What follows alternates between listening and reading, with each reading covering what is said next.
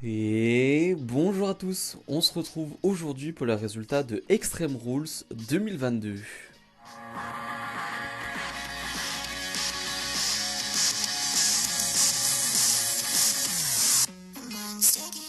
Tout d'abord, avant de parler du show, je préfère prévenir, je viens de terminer le show à l'instant, donc vous savez très bien ce qui s'est passé en fin de show, donc forcément je vais avoir un jugement différent sur le show et je risque d'être un peu plus joyeux tout simplement et d'être un peu moins aigri. Voilà, je préfère mettre le contexte d'avance, je suis très fatigué mais surtout très heureux. Là il est 5h36, je suis fatigué mais très content. Le show qui s'ouvre avec Imperium face au Brawling Brutes, donc un match 3 contre 3, c'est un good old fashion Donnybrook match. En gros, c'est un match sans disqualification, un match un peu irlandais en tout cas. C'est un match où forcément les 6 sont sur le ring, c'est pour ça que je parle de sans disqualification. Il n'y a pas de taille, voilà, chaque membre de chaque équipe est sur le ring, ce qui peut donner un gros bordel. Comme d'habitude, je vais donner mes notes déjà du match et ensuite je parlerai du match précisément. Ma note pour ce match sur 5 est de 4,25 sur 5. Ce qui est une très bonne note, méritée selon moi parce que c'est 17 minutes de combat, 17 minutes d'un combat intense. Je vais revenir vite fait sur le début de match que je trouve bien en termes d'action, mais alors en termes de production, c'est une catastrophe. Je parlais du coup de 6 personnes qui étaient libres sur le ring, qui allaient un peu partout en dehors du ring et sur le ring. Et bah, la production a du mal à gérer, c'est-à-dire qu'on loupe beaucoup de plans, que ce soit à l'extérieur du ring, quand il se passe de l'action sur le ring. Au début, ils sont perdus, ils ne savent pas quoi filmer, on loupe une ou deux prises, on loupe un ou deux chops. Bref, c'est pas vraiment une régalade visuelle au tout début. Heureusement, ça se règle au fur et à mesure du match, qui se calme en termes d'activité, c'est-à-dire qu'on va avoir un Sheamus qui va être pris à partie par Imperium, donc il va être tout seul, il va se faire fracasser, et donc on va être sur un 3 contre 2. Forcément, on va avoir le retour de Sheamus, qui est vraiment très cool. Sheamus qui est énormément apprécié du public, donc Sheamus qui reçoit une grosse pop quand il revient sur le ring. Un Sheamus toujours aussi combatif, toujours aussi bon. Un Sheamus qui a aussi encore les marques sur son torse des chops de Gunther, des chops qu'il a reçus lors de SmackDown. Donc ouais, il est encore marqué Sheamus, mais il est là. Il est là. Je retiens à un moment donné qui était vraiment top où finalement les 6 sont seuls et t'as Gunther et Sheamus qui vont se relever mais tête à tête. Vraiment l'air vraiment deux guerriers qui s'affrontent dans une arène. C'était vraiment un super match. Je trouve que le match peut-être dure un peu trop longtemps. Il y a un petit ventre mou sur les 4-5 dernières minutes où je me dis on aurait pu en finir là. C'est 17 minutes et je pense que un match de 12-13 minutes aurait été largement suffisant. Il n'y avait pas besoin, je pense, de faire un match de 17 minutes. Mais là, franchement, je chipote. Vraiment, je chipote.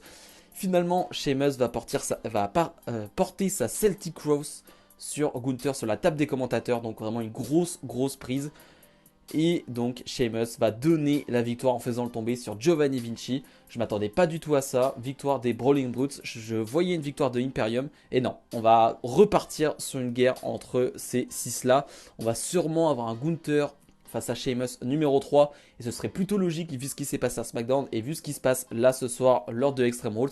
Bref, j'ai déjà hâte de voir la suite. On enchaîne avec le deuxième match. Liv Morgan défend son titre de championne de SmackDown face à Ronda Rousey dans un Extreme Rules match. Ma note pour ce match est de 3,75 sur 5. Et elle aurait pu être beaucoup plus élevée, mais on parlera de la fin de match. Après, j'avais beaucoup de hype pour ce match parce que justement, on avait ressenti ce côté extrême de Liv Morgan sur les 2 dernières semaines et j'avais envie de voir ça en match. Et finalement, on va voir le côté extrême de Liv Morgan, on va voir surtout le côté extrême de Ronda Rousey, qui pour moi est la MVP de ce match. Je trouvais que Ronda Rousey était un peu absente depuis son retour dans les matchs, un peu trop fouillis et voilà, c'était pas la Ronda Rousey que j'aime. Là, j'ai retrouvé une Ronda Rousey que j'aime. Alors, c'est toujours un peu fouillis, mais ça va avec le type de match. C'est-à-dire que tu as des spots un peu de partout et c'est un Extreme Rules match, donc c'est pas très clair comme match. D'ailleurs, il y a un petit botch au niveau d'une chaise qui doit être installée sur le coin du ring. Je vais pas en tenir compte. Voilà, c'est un mini botch qui dure 10 secondes. J'en tiens pas compte. Voilà, c'est déjà enlevé de ma mémoire. Ça a pas joué du tout sur la note du match. Mais voilà, j'ai adoré Ronda Rousey dans son trash talk. Vraiment, elle va beaucoup parler dans ce match avec le public, avec Liv Morgan. Et j'aime cette Ronda Rousey là. J'aime cette Ronda Rousey active. Voilà, cette Ronda Rousey heel qui parle avec le public, qui fait réagir le public. J'aime cette Ronda Rousey là, donc vraiment, je trouve que c'est la MVP du match.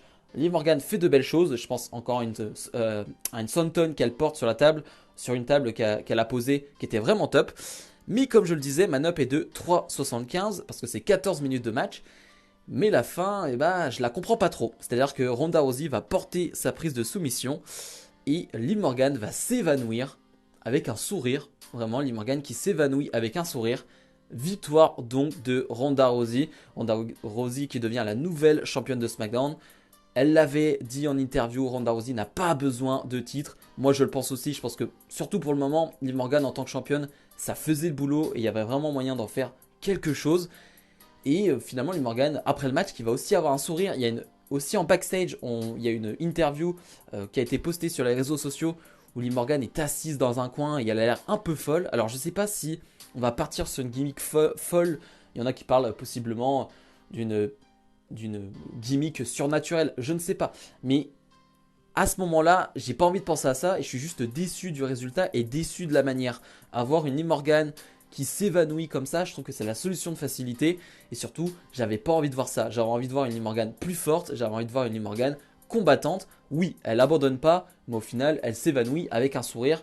Et oui, on peut se dire, il va se passer ça, il va se passer ci pour la suite. Mais là, sur le moment présent, bah, je trouve ça pas terrible du tout, donc ça a forcément baissé la note du match, que je trouve vraiment bon, hein. C'est un match vraiment bon à suivre, mais cette fin de match fait baisser la note. Karrion Kross fait face à Drew McIntyre. Ma note pour ce match est de 3,75 sur 5. Alors j'ai mis la même note que pour Ronda Rousey, Liv Morgan.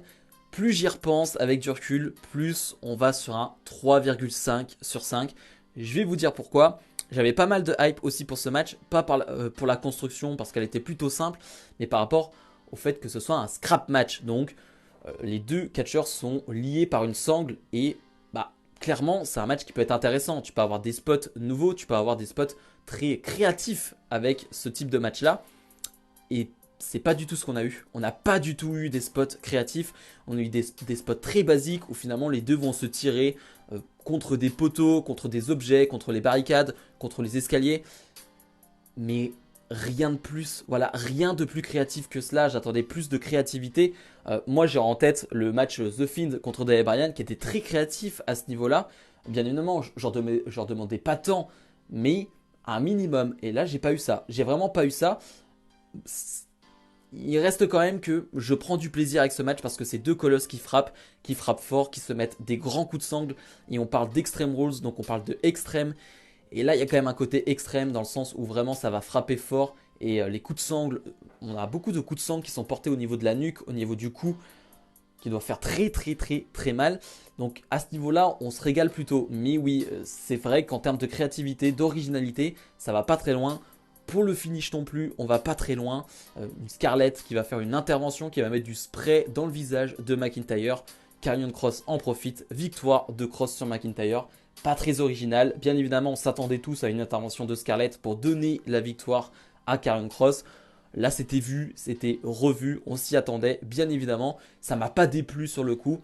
Plus j'y repense, comme je l'ai dit, plus ce match, je vais l'oublier forcément, je m'attendais un peu mieux. Un Karrion Kross d'ailleurs qui s'est épaissi, j'ai l'impression, par rapport à la dernière fois que je l'ai vu en action à NXT ou même dans le roster principal l'année dernière. Il s'est un peu épaissi, alors je ne sais pas s'il a grossi ou quoi que ce soit, je dirais pas ça, mais en tout cas il s'est épaissi, ça c'est sûr. Peut-être moins sculpté, mais ouais, c'est une belle bête. C'est une belle bête Karrion Kross et voilà, le match, je vais pas le retenir très longtemps, ça c'est sûr. Bianca Belair défend son titre de championne d'Euro face à Bayley dans un ladder match, donc un match de l'échelle. Ma note pour ce match est de 4.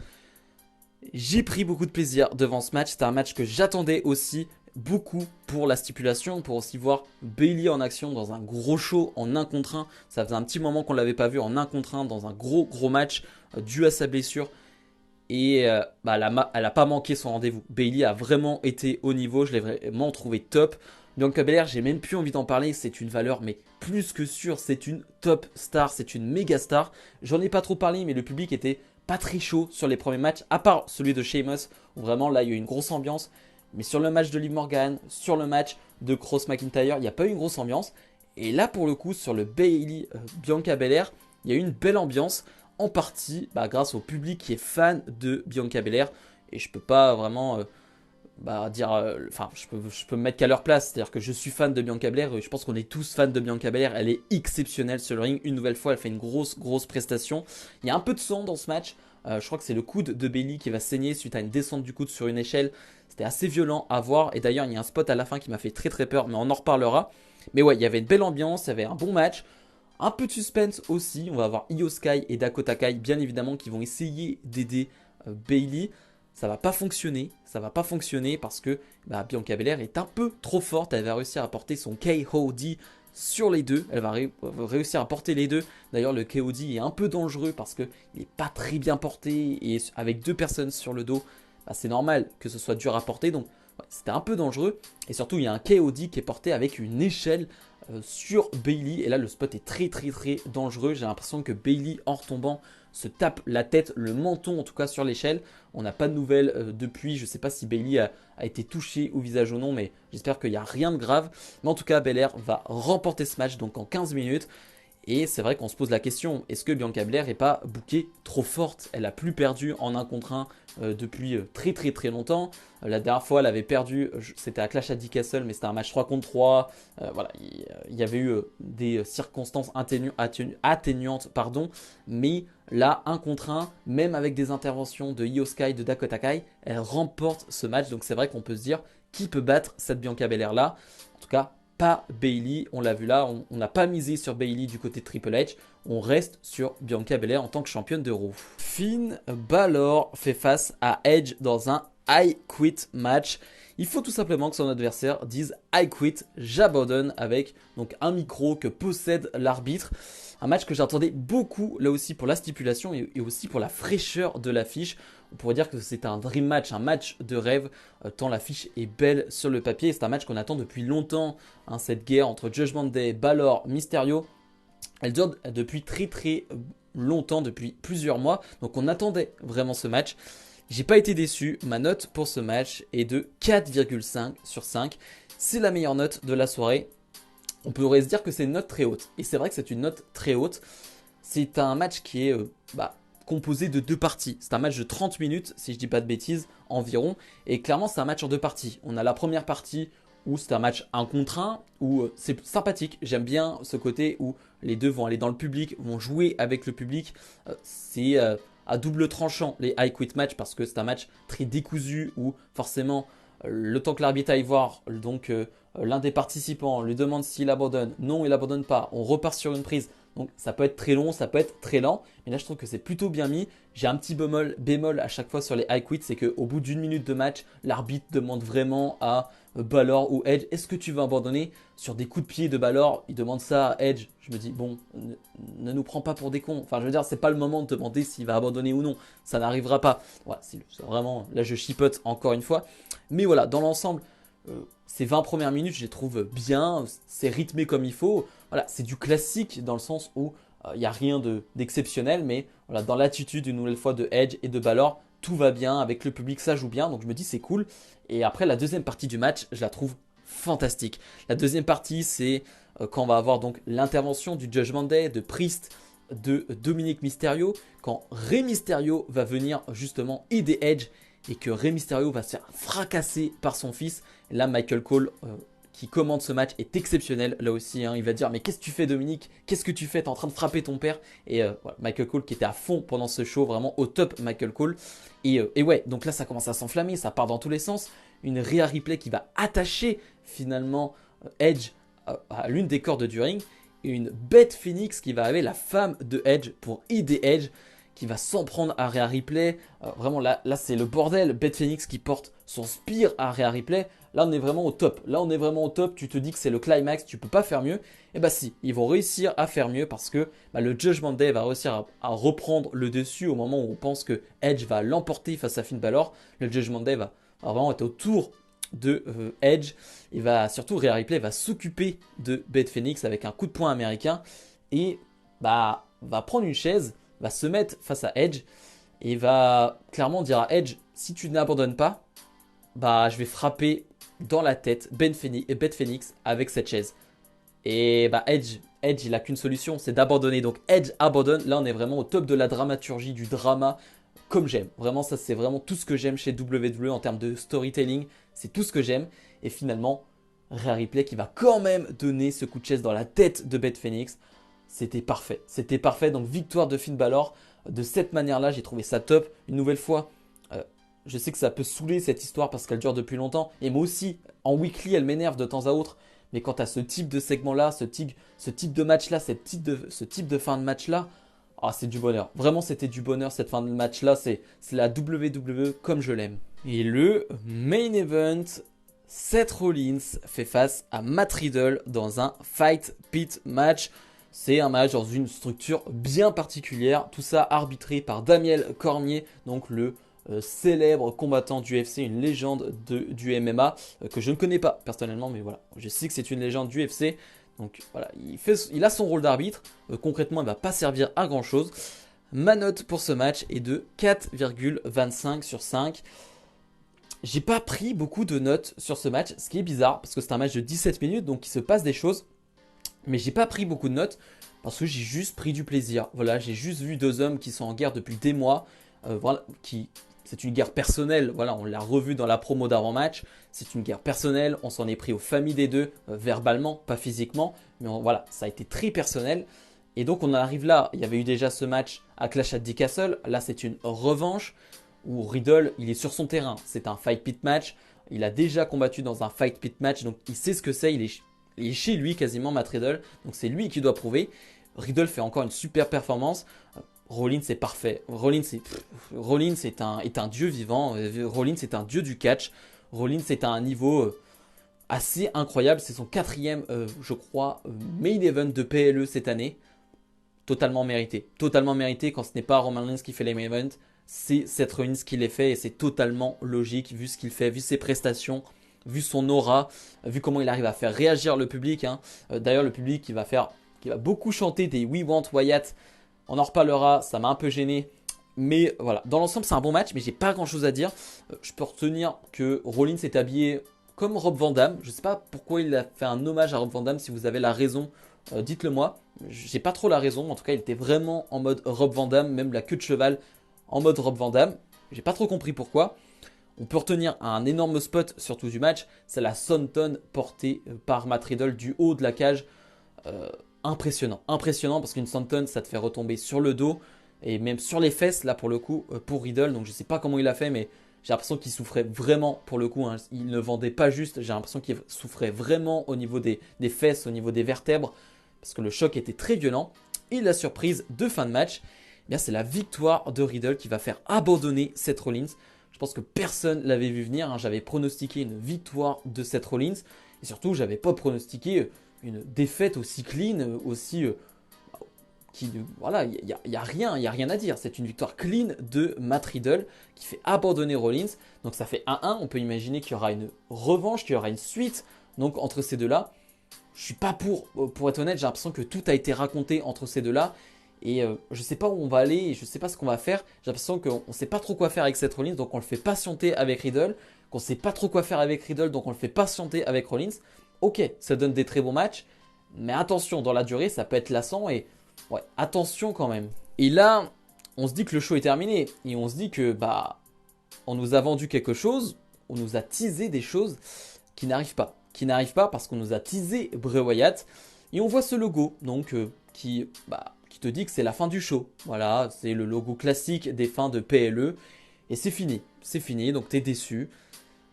Et là non. Et là non finalement, il nous joue encore un tour.